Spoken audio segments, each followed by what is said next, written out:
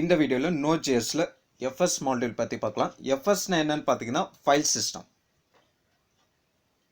இப்போ நம்ம ஒரு ப்ராஜெக்டை வந்து பில்ட் பண்ணுறோம். அந்த ப்ராஜெக்டில் வந்து பார்த்தீங்கன்னா சம் ஃபைல்ஸ் வந்து நம்ம ரீட் பண்ணுற மாதிரி இல்லை ரைட் பண்ணுற மாதிரி, ஸோ அந்த மாதிரி ஒரு ஆப்ரேஷன் பெர்ஃபார்ம் பண்ணுற மாதிரி இருந்துச்சுன்னா நம்ம என்ன பண்ணிக்கலாம், இந்த Node.jsல இருக்கிற FS மாடியூல் வந்து யூஸ் பண்ணிக்கலாம்.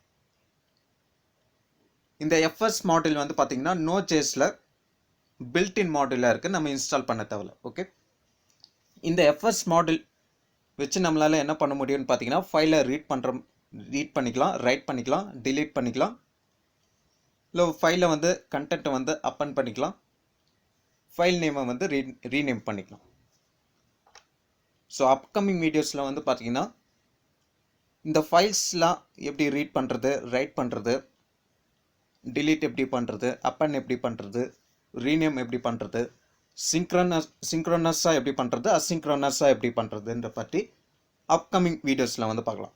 ஓகே, இப்போ வந்து இந்த FSன்ற மாடியூல் வந்து நம்மளோட Node.js அப்ளிகேஷனில் வந்து எப்படி இன்க்ளூட் பண்ணுறதுன்னு பார்க்கலாம். ஸோ இன்க்ளூட் பண்ணுறதுக்கு ஃபஸ்ட்டு வந்து ரெக்வயர் என்ற ஃபங்க்ஷன் வந்து கொடுக்கணும். Require function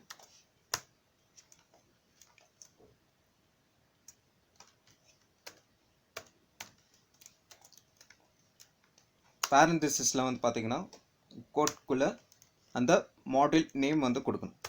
so FS module வந்து பார்த்தீங்கன்னா Node.jsல பில்ட்-இன் மாடியூலாக இருக்குது.